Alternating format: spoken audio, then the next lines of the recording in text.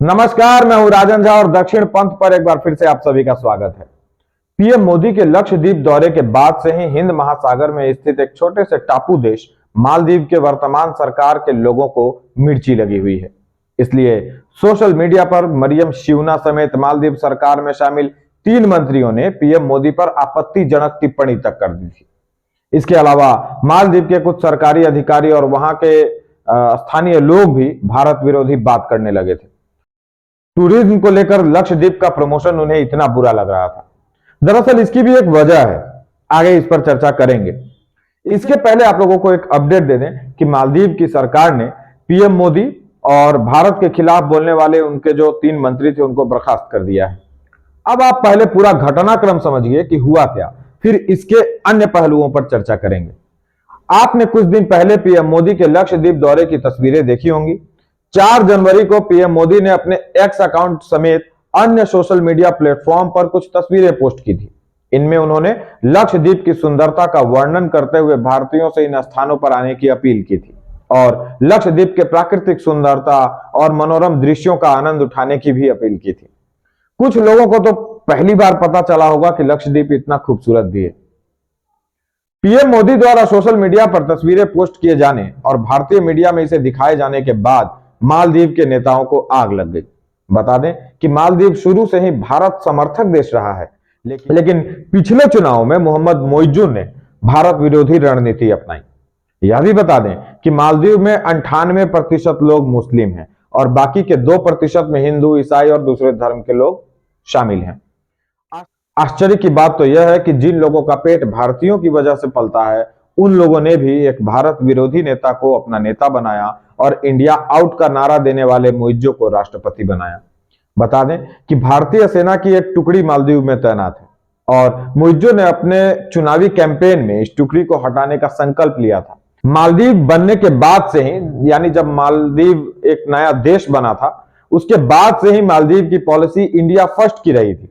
लेकिन नए राष्ट्रपति ने देश के इंडिया फर्स्ट पॉलिसी को भी बदल दिया। मालदीव में राष्ट्रपति चुने जाने के बाद हर नेता पहले भारत का दौरा करता था, लेकिन इस बार मोइज्जी ने भारत से पहले तुर्की का दौरा किया और 8 जनवरी को मालदीव के दौरे पर जाने वाले हैं, यानी कल। मालदीव के राष्ट्रपति ने एक तरह से यह संदेश देने की कोशिश की कि उनके देश की पॉलिसी अब बदल गई है, लेकिन शायद उन्हें नहीं मालूम कि ऐसा करके वे अपने ही पैरों पर कुल्हाड़ी मार रहे हैं। आप में से बहुत से लोगों के मन में यह विचार आ रहा होगा कि यह सब तो ठीक है, पर पीएम मोदी के लक्षद्वीप दौरे से मालदीव के लोगों का भला क्या प्रॉब्लम हो गई, उनको आखिर क्या आपत्ति हो गई। दरअसल मालदीव जैसे छोटे देश के पास न खनिज भंडार है, ना ही वहां उद्योग और टेक्नोलॉजी का बोलबाला है। इस देश की अर्थव्यवस्था दूसरे देशों से आने वाले सैलानियों यानी टूरिस्टों की वजह से चलती है। मालदीव में 1200 से अधिक द्वीप हैं और अपनी प्राकृतिक सुंदरता के साथ साथ यहाँ लग्जरी रिसोर्ट भी हैं। इन्हीं रिसोर्ट के आकर्षण से लोग मालदीव खींचे आते थे। सबसे ज्यादा भारतीय छुट्टी मनाने अथवा बीच एंजॉय करने के लिए मालदीव जाते थे। पीएम मोदी के दौरे के बाद लक्षद्वीप की सुंदर और मनोरम तस्वीरों ने मालदीव के एंटी भारत लोगों को डरा दिया। मालदीव के एंटी भारत लोगों ने इसे प्रतिस्पर्धा समझा और भारतीय बीचों को पॉल्यूटेड, कम सुविधाजनक और गंदा बताया, जिसके बाद भारतीय नेटिजन्स ने भी इसका करारा जवाब दिया और ये सारे के सारी जो चीजें थी ये सोशल मीडिया पर चल रही थी। जवाब देने वालों में भारतीय फिल्म जगत की हस्तियां, खेल जगत की हस्तियां और अन्य सोशल मीडिया यूजर्स शामिल थे। ये वही लोग हैं जो मालदीव छुट्टियां मनाने जाते रहते हैं, पहले जा चुके हैं या जाने की प्लानिंग कर रहे थे, मतलब आर्थिक रूप से ये समृद्ध लोग।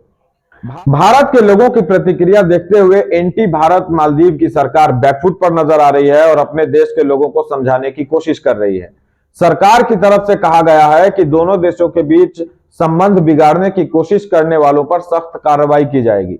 सरकार में शामिल 3 मंत्रियों को हटाकर मालदीव की सरकार ने यह साबित भी किया। मालदीव की नई सरकार भले ही भारत विरोधी हो, लेकिन भारत के बिना उनका काम चलने वाला नहीं है। यह बात शायद वे भी अच्छे तरीके से जान चुके हैं और हो सकता है चीन के दौरे के बाद मालदीव के राष्ट्रपति भारत पहुंचे और संबंधों में आई खटास को दूर करने की कोशिश करें। मालदीव के लोगों को यह डर सता रहा है कि यदि लोग मालदीव के स्थान पर लक्षद्वीप जाने लगे तो उनके देश में आर्थिक संकट पैदा हो जाएगा। शायद यही कारण है कि वहां के कुछ लोग बौखला गए। हालांकि इस बौखलाहट में वे अपने पैरों पर कुल्हाड़ी मार रहे हैं। द्वीपीय देश होने के कारण मालदीव को कई संकटों का सामना करना पड़ा है। भारत संकट के समय में हमेशा मालदीव की मदद करता रहा है।